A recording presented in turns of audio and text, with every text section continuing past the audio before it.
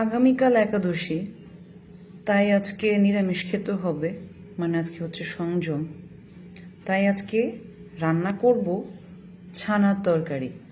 আর এর জন্য এখানে নিয়ে নিলাম হচ্ছে 2 কেজি দুধ। এখন এটাকে গরম করে নেব।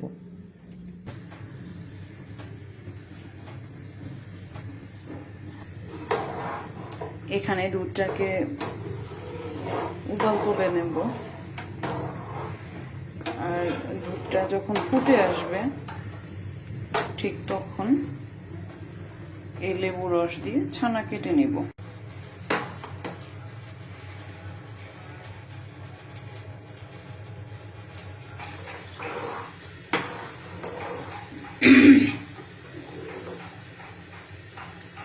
তো 1 থেকে 1.5টা লেবু এখানে দিয়ে দিয়েছি। এখন দেখি কি অবস্থা হয়, না হলে এখানে ভিনেগার দিয়ে দিব।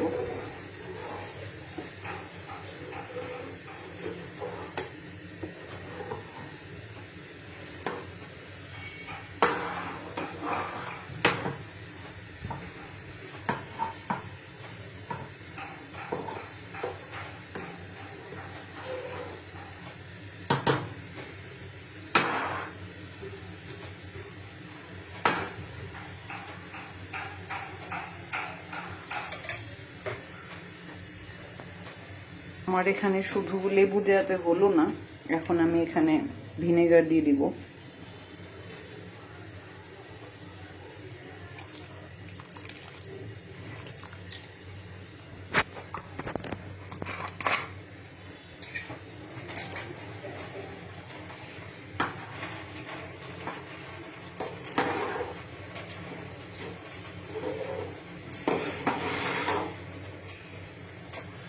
হয়ে যাবে এখন আশা করি।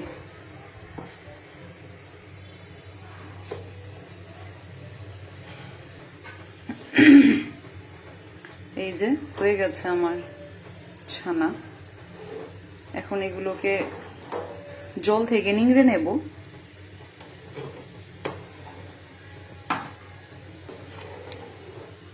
এটাকে জল থেকে নিংড়ে নিয়ে আসছি, তারপর দেখাচ্ছি। এই যে এইভাবে করে কোনো একটা সুতি পরিষ্কার কাপড় দিয়ে আমি ছানাটাকে মানে জল থেকে আলাদা করে নেব। এই যে আমি এটার নিচে সেই জিনিসটাকে একটা পুটুলির মতো করে এটার উপর একটা প্লেট দিয়ে তারপর এটাকে ভাড়া দিয়ে রেখেছি একটা শিল দিয়ে। মানে শক্ত জাতীয় কোনো কিছু দিয়ে আপনাকে এটাকে রেখে দিতে হবে, যাতে করে মানে জল পুরোপুরি বের হয়ে যায়, তাহলে আমরা সুন্দর একটা ছানা পেয়ে যাব। আর আজকে কি কি রান্না করব এখানে নিয়ে নিয়েছি। একটা সবজি করব আজকে, নিয়েছি হচ্ছে মিষ্টি কুমড়া, আলু আর পেঁপে, আর দিব হচ্ছে সাথে টমেটো। এখানে কাঁচা মরিচ নিয়েছি, এখানে কিছু ধনিয়া পাতা, আর নিয়েছি হচ্ছে ডালের বড়ি। আমি এগুলো আগে দিয়ে নিয়েছিলাম, মানে আমি নিজেই বানিয়েছি, যাই হোক। আর এখানে ওই যে ছানা তরকারি রান্না করব, নিয়েছি আলু। আর এখন দেখে আসবো আমার সেই ছানার কি অবস্থা। এখন দেখা যাক কি অবস্থা, এটা কত দূর কি।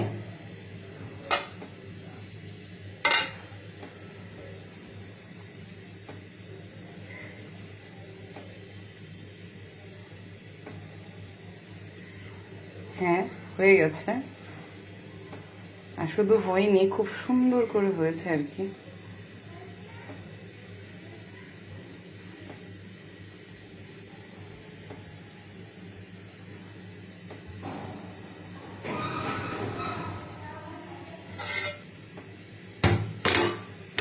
এখন এটাকে ছুরি দ্বারা বা বটি দিয়ে খুব সুন্দর করে কেটে নেব পিস পিস করে।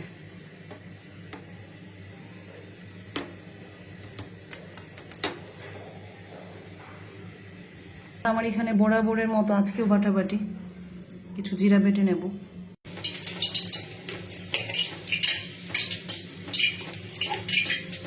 সবসময় যে আসলে মাছ মাংসের স্বাদ হয় বিষয়টা এমন না, নিরামিষও যদি সুন্দর করে রান্না করা যায় তবে বেশ ভালো লাগে খেতে। যেমন আজকের তরকারিটা, এটা আমার অনেক পছন্দের ছানার তরকারি। পনির দিয়েও তরকারি রান্না করা যায়, অনেকেই জানে। তো পনির আর ছানা আমার কাছে প্রায় একই রকম লাগে খেতে। খুব একটা পার্থক্য লাগে না।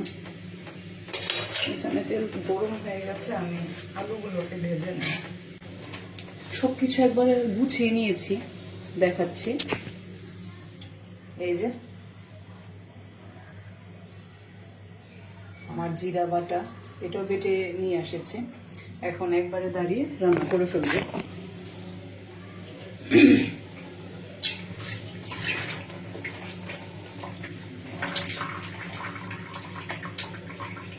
প্রথমে ছানা তরকারিটা রান্না করব, তার জন্য ভেজে নিচ্ছি আলু।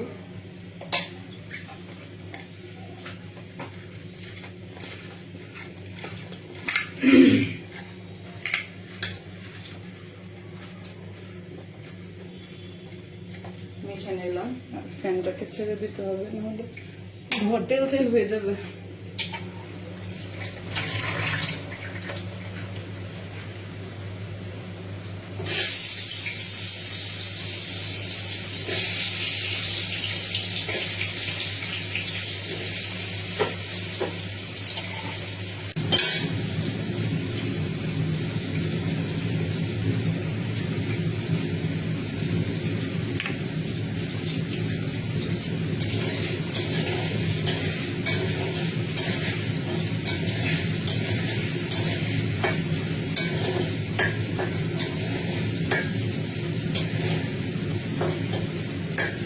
ঈদের পর আমি আমার শাশুড়িকে আনাচ্ছি, মানে আমার হাজবেন্ড আমার শাশুড়িকে নিয়ে আসবে ডক্টর দেখানোর জন্য।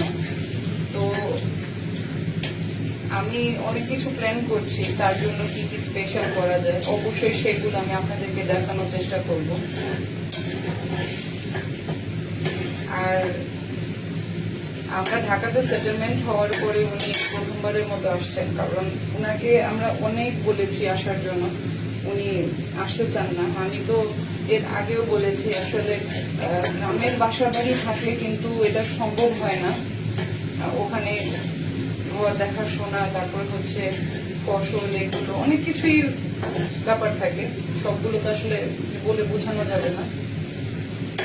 তারপরে এতদিন তো আমার শ্বশুর বেঁচে ছিলেন, আমার শ্বশুর মারা গেছে 6 মাস হলো বা রানিং এরকম। তো আমার শাশুড়ি আসতে পারেনি। এখন আমার শ্বশুর মারা গেছে, আর একটা কাজ আছে, রিচুয়ালস বলা যায়, ওই অস্থি বিসর্জন দিতে হবে, সেটা দিবে এই আপনার ঈদের 4-5 দিন পরেই সেই অনুষ্ঠানটা হবে আর কি। তো ওইটা করার পরে তারপর আমার বোন তাকে নিয়ে আসবে ঢাকাতে, ডাক্তার দেখাবে। তার পায়ে একটু ঝামেলা, মানে ব্যথা আর কি, বয়স হয়ে গেলে যা হয়। আর সারাদিন ননস্টপ কাজ করে, সারাদিন। আর চোখেও একটু কম দেখে, বয়স হলে যা হয় আর কি, সব অর্গানগুলোর মধ্যে ঝামেলা সৃষ্টি হয়। তো যাই হোক, তো এতগুলো কথা বললাম এই কারণ হচ্ছে, আমার শ্বশুরবাড়ির নিয়ম অনুযায়ী হাজবেন্ড মারা গেলে নাকি তার ওয়াইফকে 1 বছর নিরামিষ খেতে হয়, যেটা আমাদের বংশের নেই। আমি তো আসলে আমার টাইটেল দে, আমি দে পরিবারের মেয়ে, তো কায়স্থ যাকে বলে, আমি আমাদের এই নিয়মগুলো নেই, তো তাদের আছে। তো তাদের এই নিয়ম অনুযায়ী নাকি আমার শাশুড়িকে একটানা 1 বছর নিরামিষ খেতে হবে। আর আজকে নিরামিষ রান্না করতে করতে ভাবছি যে মা আসলে পরে আমি তাকে কি রান্না করে খাওয়াবো। এখন দেখি, সেই পর্যন্ত যদি আমি বেঁচে থাকি অবশ্যই আমি আমার শাশুড়ির জন্য স্পেশাল কিছু করার চেষ্টা করবো। প্রতিদিন এক এক রকমের রান্না করে খাওয়ানোর ট্রাই করবো। আর এটাই মনে মনে চাচ্ছি তারা যেন বেশি দিন থাকে আমার কাছে, কারণ থাকতে চায় না। গ্রামের মানুষের একটা সমস্যা কি, তাদের নাকি ঢাকা শহরে মন টেকে না। তো যারাই আসে আমাদের বাসায় সেম কথাটাই বলে, ভালো লাগে না, 4 দেওয়ালের মাঝে আমরা কিভাবে থাকি। আমরা তো জন্মগত, আমাদের তো অসুবিধা হয় না, আমাদের ও ফ্ল্যাটে থাকতে থাকতে অভ্যস্ত আমরা। আর সেই ক্ষেত্রে শ্বশুর বাড়ি গ্রামের মানুষগুলো খোলামেলাতে থেকে অভ্যস্ত, এর জন্য তারা শহরের বাসাতে এসে আমাদের ভালো লাগে না আর কি। তো ইচ্ছা আছে অনেক কিছু, দেখি কত দূর কি হয়। আর শুধু খাওয়া দাওয়া না, তাকে নিয়ে একটু ঘুরতে যাবো এখানে সেখানে যদি সুবিধা হয় আর কি, কারণ তার পায়ে প্রচন্ড ব্যথা। আগে ডক্টর ট্রিটমেন্ট করাবো, ডক্টর যদি ছুটি তো থাকবে, তারপরে আমি জানি না তারা, আমার হাজবেন্ড কবে আসবে, ওখানে কিছু কাজ আছে সেগুলো সেরে তারপর মাকে নিয়ে আসবে আশা করা যাচ্ছে। তো সেরকম যদি হয় তাহলে ডক্টর যদি থাকে, ঈদের ছুটি যদি শেষ হয়ে যায় আর কি, ডক্টর তো অবশ্যই থাকবে, ডক্টর দেখিয়ে তারপর আমি আমার শাশুড়িকে নিয়ে ভ্রমণে বের হবো। আর শুধু আমার শাশুড়ি না, মানে আমার দুইটা শাশুড়ি, একটা দেশি শাশুড়ি আর হচ্ছে আমার নিজের শাশুড়ি আর কি, দুইটি আমার নিজের, মানে আমার হাজবেন্ডের মা আর কি, জন্মদাত্রী যিনি। তো অনেক সময় হয় কি জন্ম না দিয়েও কিন্তু মা হয়ে যায়, অনেক ক্ষেত্রে আছে। তো এই জেঠিমণিটাই হচ্ছে আমাদের এরকমই, উনি হয়তো পেটে ধরেনি কিন্তু উনি যে আদর আহ্লাদ গুলো আমাদেরকে করে একেবারে মানে টপ নচ বলা যায়, অনেক আদর করে, মানে আমাকে এমন ভাবে আদর করে আমি মনে হয় তার মানে ভাসুর না কি, তার দেবরের ছেলের বউ আমি, কিন্তু আদরটা দেখলে মনে হয় যেন আমি তার পেটের মেয়ের চাইতে অনেক কিছু, সে আমাকে এতটা আদর করে। যাই হোক, এখানে কথা বলতে বলতে আমার আলুগুলো ভাজা হয়ে যাচ্ছে প্রায়, আর এখন আমি ছানাটাকে ভাজবো জন্য আমি এখানে মশলা নিয়ে নিয়েছি, একটু করে লবণ, হলুদ, আর দিয়ে দেবো হচ্ছে একটু শুকনো মরিচ গুঁড়া, এগুলো তখন মাখিয়ে নেবো।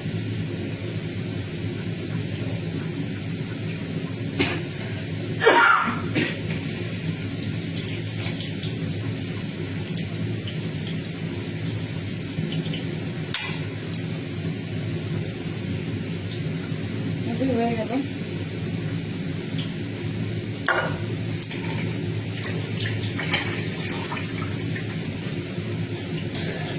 আসলে আমি সারাদিন একা থাকি, আর তাই জন্য আমার বাসায় যেই মানে যখন আমি শুনি যে কেউ আসবে আমার এত ভালো লাগে বলে বুঝাতে পারবো না।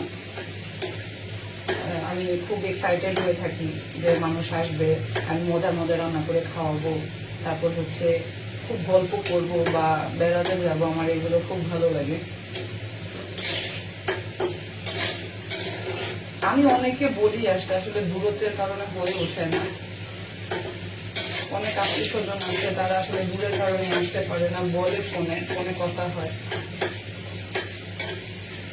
তো তারা এই কথাটা আমাকে প্রায়ই বলে যে কাছের দিকে অবশ্যই আসতো, এসে থাকতো, কিন্তু দূরের কারণে সম্ভব হয়ে ওঠে না। আর আমরাও আসলে যেতে পারি না, কারণ আমরা জায়গায় জায়গায় তার কাজ, আমরাই বা কিভাবে যাই কাজ করে। এই যে আমার আলুগুলো ভাজা শেষ, এখন আমি উঠিয়ে দিচ্ছি।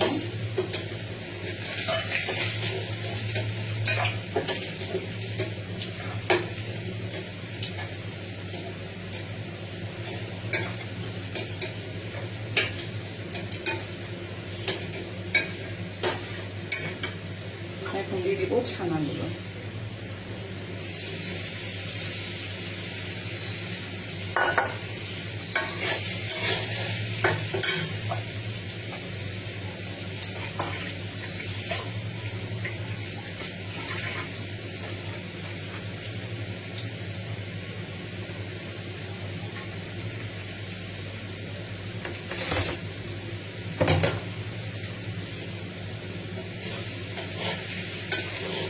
খুব সফট হ্যান্ড এটাকে নাড়তে হবে, নাহলে এটা ভেঙে যাওয়ার উপক্রম হয়ে দাঁড়ায়।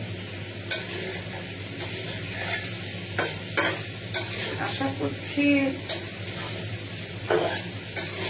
নষ্ট হবে না, তবুও সাবধানতা অবলম্বন করতে তো সমস্যা নেই। লাল লাল করে ভেজে নিতে হবে।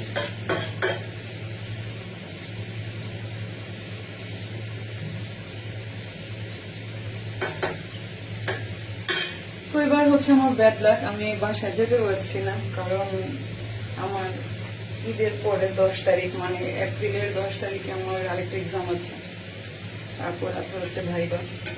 তো এগুলো প্রিপারেশন নিতে হচ্ছে, এর জন্য এবার ঈদে আমি যেতে পারছি না বাসায়।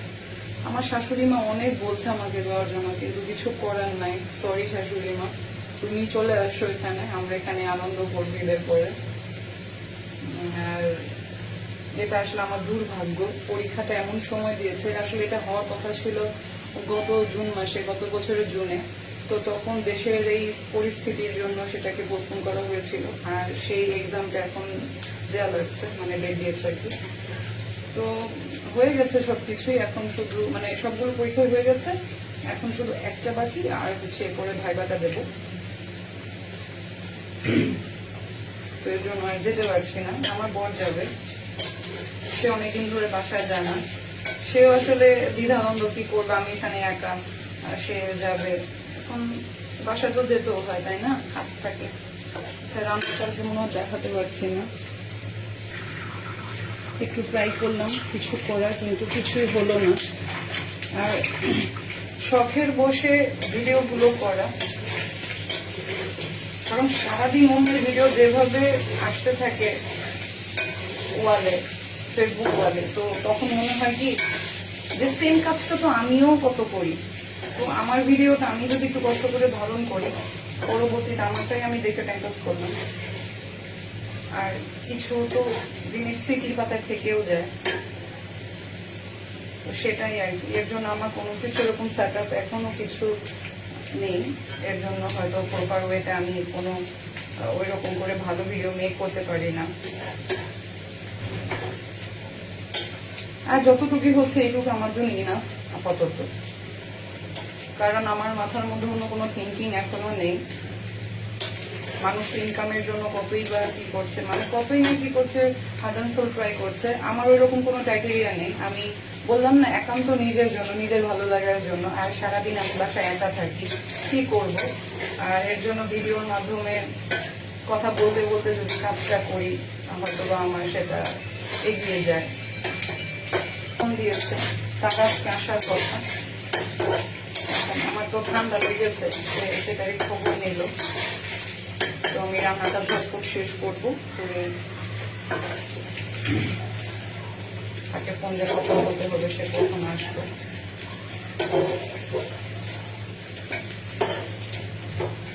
আজকে পুরোটা রান্নায় কিন্তু আমি শেয়ার করছি, কোনো ধরনের আছে না শর্ট করে দেখা করলে কিন্তু আমি করছি না। আজকে কথা বলতে বলতে আমি রান্নাটা শেষ করব। অনেক লেন্দি হয়ে যাবে জানি, ভিডিওটা অনেক বড় হয়ে যাবে,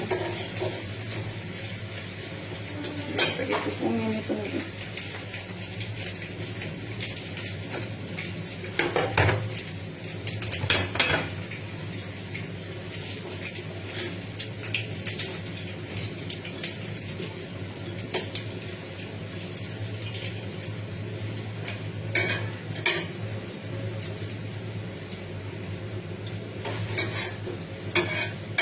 আর এখানে এখন দিয়ে দিব দুটো তেজপাতা, আর দিয়ে দিব হচ্ছে গোটা জিরা, গোটা জিরাটা দিয়ে দিব হচ্ছে দারুচিনি, আর দিয়ে দিব গোটা জিরা। একটু পরে দেবো, এগুলোকে একটু ভেজে নেই।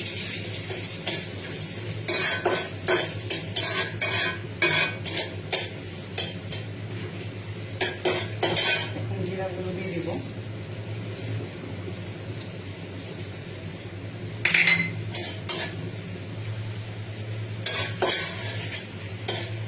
লাগবে এখানে আর একটু তেল,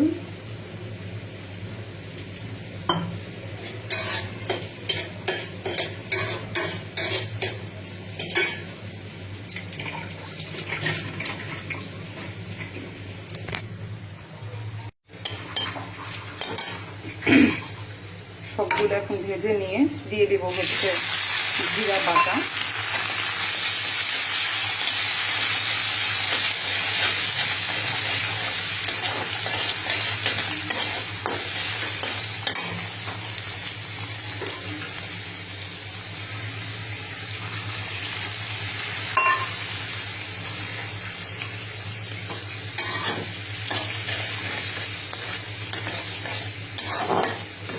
আর এখন দিয়ে দিব এখানে লবণ, লবণ একটু কম কম করে দিচ্ছি কারণ বেশি হয়ে গেলে খাওয়া যায় না। আর দিয়ে দিব এখানে হলুদ,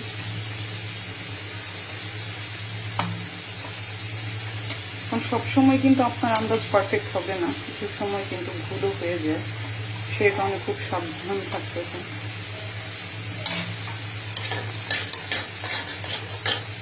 আর এখন কনসেন্ট্রেশন তো এখন দুই দিকে, আমি এক হাতে ভিডিও করছি আর এক হাতে রান্না করছি, এর জন্য আন্দাজটা আমি সঠিক দিতে পারবো না।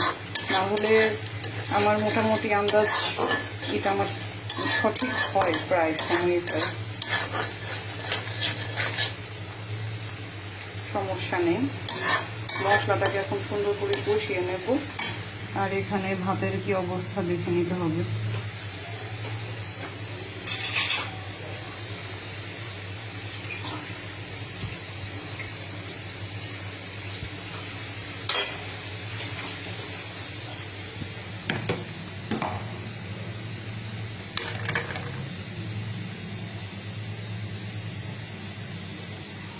আর একটু হবে।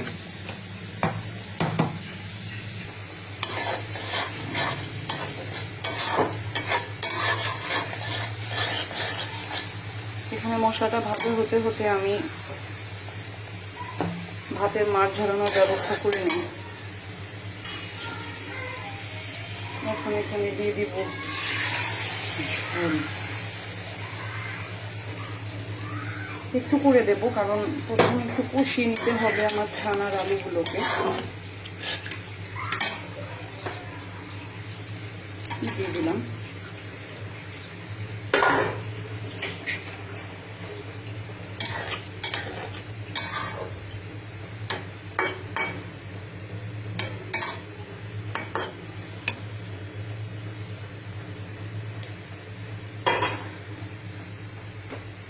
এখানে ভাতটাকে উপর দিয়ে দিয়েছি।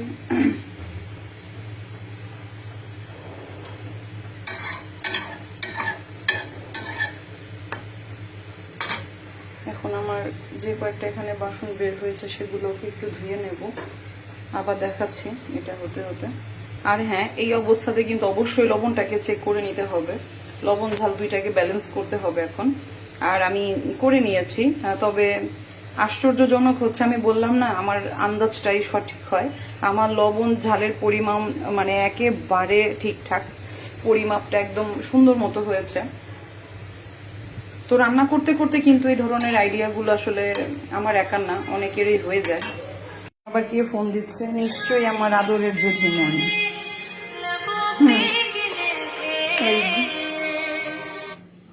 হ্যাঁ জেঠিমণি, হরে কৃষ্ণ। হ্যাঁ, রান্না করতেছিলাম আর আমি জানতাম তুমি ফোন দিছো। কথা বলা শেষ করে আসলাম, আর এখন এইটাতে দিয়ে দিব একটু ঘি। এখন দিয়ে দিলাম একটু ঘি।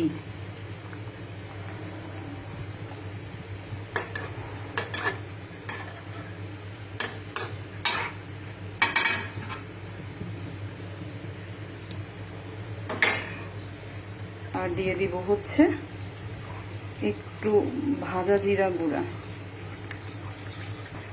আর কয়েকটা দিয়ে দিব গোটা কাঁচা মরিচ।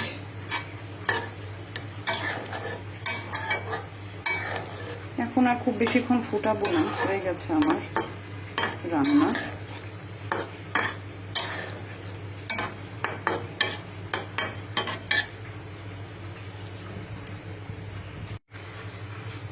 ছানা তরকারি আমার রান্না শেষ, আর এখন এখানে রান্না করব সবজিটা। আর তার জন্য দিয়ে দিলাম তেল। তেলটা গরম হতে হতে দিয়ে দিব এখানে পাঁচফোড়ন, তেজপাতা, আর তার আগে এখানে আমি বড়িগুলোকে ভেজে নেব।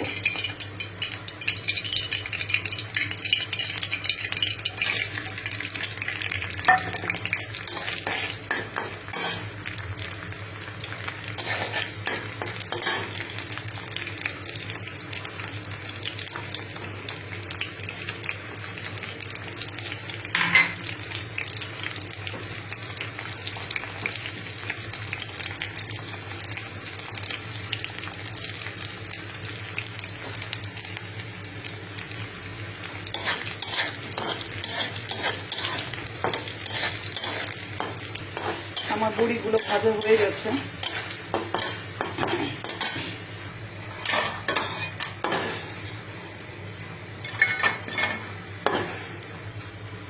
এখন দিয়ে দিলাম তেজপাতা আর পাঁচফোড়ন।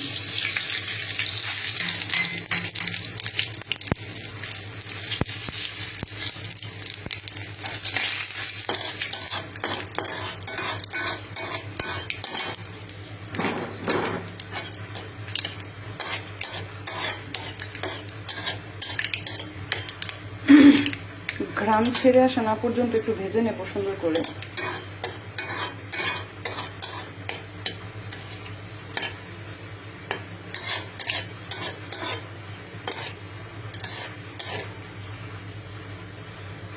এখন দিয়ে দিব সবজিগুলো।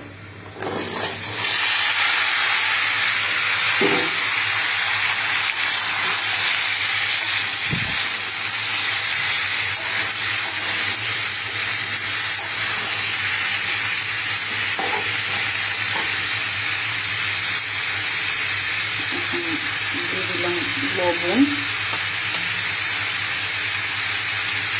আর দিব হচ্ছে হলুদ। আর এখানে আমি শুকনো মরিচ গুঁড়া ইউজ করব না, কারণ এখানে জন্য আমি রেখেছি কাঁচা মরিচ, এটা দিয়ে রান্না করবো আজকে।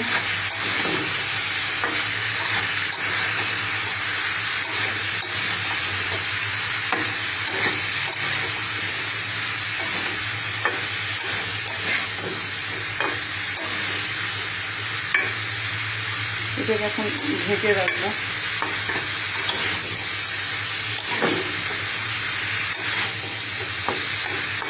সবজি আরও ছিল, মূলা ছিল, বেগুন ছিল, আসলে ইচ্ছা করে দিব না, এতগুলো রান্না করলে খাওয়া যাবে না।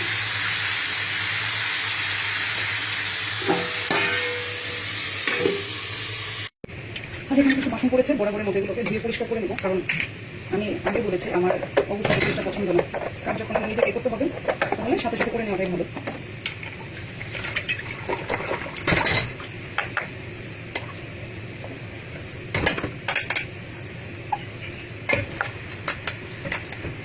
আসলে বাসন দিয়ে কাজ করতে পারি না, আমার বাসন লাগে।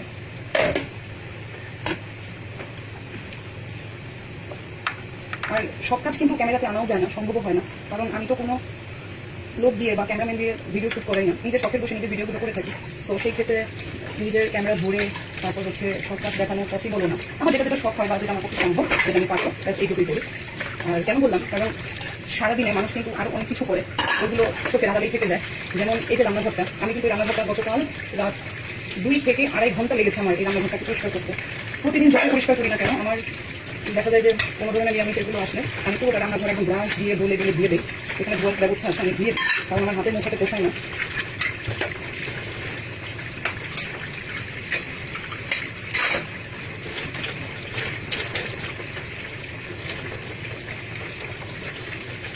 এখন সবজিটাকে দেখতে হবে,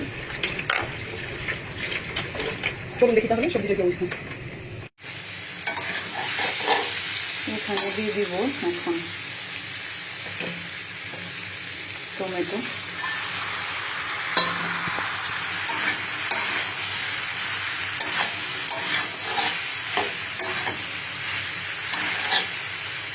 আর এর সাথে দিয়ে দিব আমার ভাজা বড়িগুলো। কালাই বড়ি বানিয়ে রেখেছিলাম, এটা তরকারিতে দিলে এত ভালো লাগে খেতে, যারাই বড়িটা খায় তারাই একমাত্র জানবে।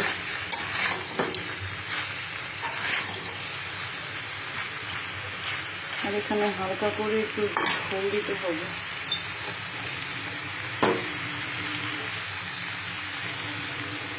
হাতে একটু ঝোল দিয়ে দিলাম, ব্যাস এটা এভাবে এখন হতে থাকবে। তো হয়ে গেলে পুনরায় আবার দেখাচ্ছি। আর এখন দিয়ে দিব কাঁচামরিচ খালি।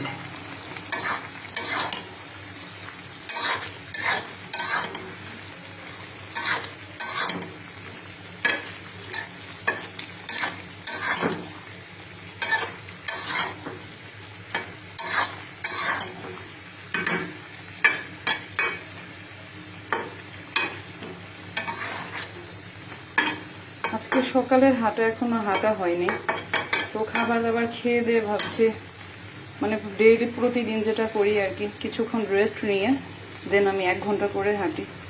তো সকালবেলাও 1 ঘন্টা হাঁটি, আজকে সকালের হাঁটাটা হয়নি কারণ অন্য কাজ ছিল, ওগুলোকে করতে করতে তো আসলে সময় লেগে যায়। প্রতিদিনই কাপড় বের হয়, অফিস করে তো ওর কাপড় বের হয়ে যায়, আমরা ঘরে যে কাপড় চোপড় পরিমাণ প্রচুর। আমি যখন রান্না করি একটা ড্রেস আমি দেখা যায় সকালবেলা স্নান করে পরি, তারপর রান্না বান্না করলে আমার সেই কাপড়টা অনেক সময় মানে খারাপ হয়ে যায়, বলতে তেল দিয়ে আসলে ছিটে ভরে যায়, তো তখন আবার ওইটাকে চেঞ্জ করার সময় আমি আরেকবার স্নান করি।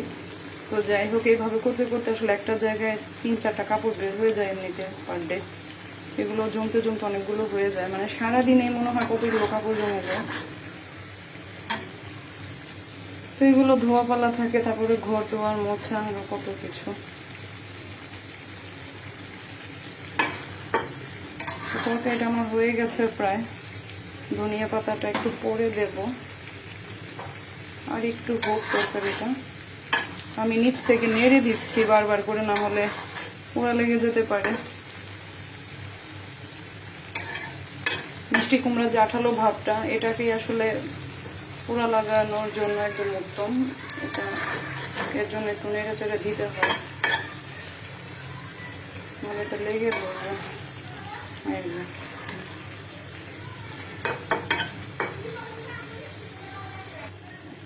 একটু লবণ চেক করে নিলাম, এটার লবণটা পুরো পারফেক্ট হয়েছে, আমি আন্দাজ অনুযায়ী দিয়েছি। তো এখন দিয়ে দিব ধনিয়া পাতাগুলো।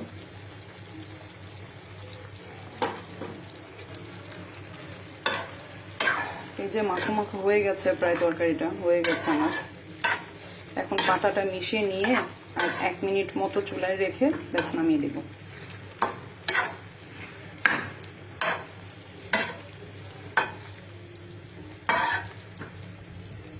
আর এখানে আরেকটু দিতে হবে হচ্ছে জিরা গুঁড়া।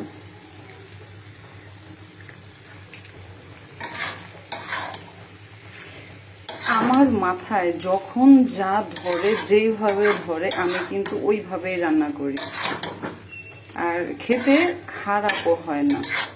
আসলে অনেকে জিজ্ঞেস করে, অনেকেই করে, আমার মা পর্যন্ত আমাকে বলে আমার মেয়ে এত বড় হয়ে গেল কবে, এত রান্না শিখে ফেললো কবে, খাবারটা খুব ভালো হয় খেতে। আসলে রান্না জিনিসটা কি, মানে আপনি যখন খাবেন একটা জিনিস, হঠাৎ করে আবার মনে হবে কি আচ্ছা এটা দিয়ে এটা একটু করি, তো একদিন দেখি খাই। তো ওইভাবে করে এক্সপেরিমেন্ট করলেই দেখা যায় খাবারের টেস্ট কেমন হয়, তখন আরেকবার পুনরায় খাওয়া যায়। হয় ভালো নয় খারাপ, দুইটা থেকে তো একটা হবে নাকি। আর সুন্দর করে রান্না করলে বলেছি না, কোনোটাই এতটা খারাপ হয় না। এখানে আমার সবজিটাও বেশ ভালোই হয়েছে খেতে, আমি লবণ টেস্ট করেছিলাম। এখন নামিয়ে নেব, হয়ে গেছে। এই যে আমার রান্না, ছানার রসা, এখানে সবজি আর শসা কেটে নিয়েছি, আর ইচ্ছে কি তুই অন্য কিছু